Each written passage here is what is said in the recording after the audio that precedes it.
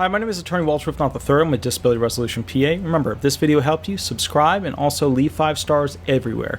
If you want to burn 5 stars into a lawn, that's probably not okay, but everything else, perfectly fine. Let's go into it. Number 3, the top 10 types of disability hearing questions. Number 3, leading questions. I had somebody actually tell me that they were worried about it being a leading question the other day, and then I realized they didn't know what a leading question was. A leading question is where they're giving the answer in the question. So you have two people, right? You have person A and person B, right? And then person A has to ask person B a question. Complex, I know. Person A then goes ahead and asks a question that also has the answer or a potential answer in the question. I will give you an example. Do you have any difficulty with outside activities? Things like, for example, lawn maintenance, mowing, shred vacuuming, whatever. You get edging, weed whacking, etc. That is feeding potential answers to this person. Now, this one isn't as egregious as what we see in politics nowadays. Like when we see, when we see a figure in the government go in front of the Senate or the House of Rep, and we see them give these, ridiculous questions, and they're like, what do you feel about this in this, with this thing, and they give you like the answer that they're looking for as to why they're so pissed off and yada yada, and then the person starts to answer and they go, I'm taking back my time. Super disrespectful stuff like that. Like that as a person for me was just whatever they had to say at that, the senators at that point, I didn't care. They were just disgusting to me. I didn't want to know them. I didn't want to have anything to do with them. I would never allow them in the Senate again. And what that did for an attorney, for me, from an emotional standpoint, is that they basically created leading questions. Then they didn't allow the person to answer. And then they claimed that they were reclaiming their time, which they all did that, and they did multiple times, which, in my opinion, was an abuse of the rules. But going back to this for Social Security disability hearings, where we actually have proper adjudicators, real judges, not just senators, when it comes to leading questions, it's where the answer to the question is in the question. So you're going to hear a question, and then you're going to hear potential options. Now, here's the thing. I do leading questions in hearings all the time because you got, let me give you an example. I'm going to ask you a question. Is there anything in the environment that causes your impairments to become more severe? You guys don't automatically think hot, cold, dust, loud sounds, pulmonary irritants, bright lights, yada, yada, yada. You don't think about that stuff because that's a little bit more of an out there question. That's why I always say, okay, now a lot of people don't understand, the foundation of this question. I'm talking about heat, cold, dust, loud sounds, bright lights, things in the environment which you could come across, that which you could potentially experience. Are there things in the environment that make your impairments more severe? Now that's a form of a leading question there because I'm giving you options in the question, right? Now, my leading questions are not as bold as what we're seeing in politics right now, which are disgusting, which is where they'll literally tell you exactly how you're supposed to answer it. It'll either be a love fest or, basically reclaim my time disgusting showmanship of how pathetic a senator could be.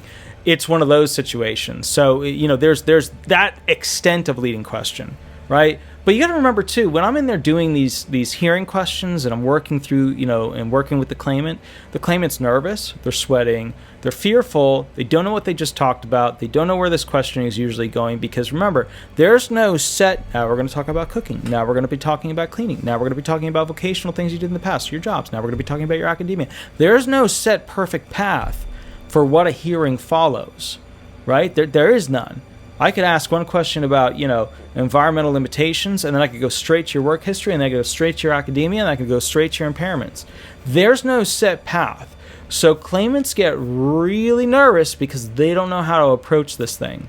So some questions, you got to give them a foundation that is a bit leading, where you're giving them some of the answers in the question. The thing that judges get pissy about, and rightfully so, is that when you tell them, let me give you an example. So your severe depression was really bad during 2018 when you had that medical visit. Can you tell me, did the doctor agree with you that was severe? Right? That's a leading question.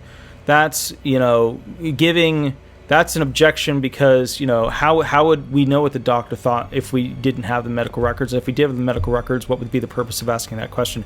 So there'd be a lot of objections there as to that question being brought forward. But the bottom line is you just got to stay away from, and the thing that was so egregious about that question, I don't know if you caught it, was I said that the impairment was severe then, and the whole purpose of the judge being there is to adjudicate whether the impairment is severe enough to cause vocational limitations. So you just have to be aware of what a leading, and that's the other thing too. You guys, you didn't go through law school, so your ears aren't super tuned to it. And the other thing is, when I say to you guys, hey, a leading question is where the answer is part of the question. There's a lot of different ways an answer could be part of a question. It could be a helpful guiding thing, like what are examples of things in the environment that cause your impairments to become worse. Right? A lot of people don't automatically think, oh, this. But then there's other things where obviously you should know. But, do you have any difficulty with cleaning? Like scrubbing, dusting up high, when you're throwing these are things that you expect an individual to know. And maybe that's, I've done so many hearings that maybe it's just I know what people are going to know and I know what people are not going to know. But to me, there's lines. And I know where I have to step over the line a little bit and use a little bit of a leading question, and then step back over the line and not use a leading question. Because the thing is here, judges for disability hearings, it's different. It's not like a classic, tort or crim law or your classic civil. It's not like that. It's just it's more of the judge wants to actually know and hear what the person has to say. It's different. Not that the judges in these other fields, but the judge is aware that the person is already mentally unsound. The person is having difficulty because they're on pain medication. The person is having difficulty because they're not on pain medication and they should be on pain medication. The judge understands that. Well, some of them do. And they want to know the truth. All right, let me give you an example. And this video is actually terrible. I should have done a better job on this. But let me give you another example. Maybe this is good. I don't know. The funniest thing, that people view the ones I think are the worst videos way more than the ones that I'm like, oh, I got it really right that time. This crap. But watch. You guys will be like, oh, that was a good one. All right. So here's the deal. When a guitarist, right, wants to go do an audition, okay, for a band, the band is not sitting there going, let's see what we can just do. The band wants to create an atmosphere where they're going to see what this person is actually like in one of those scenarios, right? They're going to create that, like, here we go, let's pump them up, let's make it happen. Because they want to see what this guy is like when he's playing that guitar and he's playing that riff and he's jacked up and ready to roll. They want to see what that's like. And they create that atmosphere. But what they want is to pull out of that person the very best of them. The very best of what they can do. And that's what these administrative law judges are all about, pulling out of the claimant the very best of the information that they can get from the claimant. Which is why it's not like, they're not in a traditional trial. That's why we call them hearings, even though they're kind of like trials, but we call them hearings because the whole point is the person is not on trial. They're not facing these horrific, what am I going to do? How do I do? Oh my God. Blah, blah, blah, blah. They're not facing that stuff. With the standards and the legality and the civil procedure, they don't have that stuff going on. This is a much more relaxed setting. Even though I've had judges even tell me when I've invoked some, civil procedure aspect, they're like, well, that has no standing here. And then, 2 hearings later with that judge, they'll invoke some civil procedure thing on me. I'm sitting there going, what the hell is this? What the hell? Which I'm going to do the top 10 things about things you should know about judges too, but I'll go into a little bit later about how that works. But anyways, that was a really crap version, and I'm so sorry about explaining leading questions. I know my brain doesn't work like most attorneys, and most attorneys just go, it's this. And my brain is one of those like, well, how does it look? Like when I turn the lights down, does it look different? If I look at it from like this angle, is the shading a little? That's how my brain works, which is why, if you take me and my sister, high level, Ivy League genius, not as creative as me, but way smarter than me. Very creative individual here, being myself, and a bright person, but not at this level of intelligence. Not instant read, instant memorization, instant this. Not yada yada. We all have our doctorates and post this and post. We all have that, but the bottom line is extremely bright, very creative.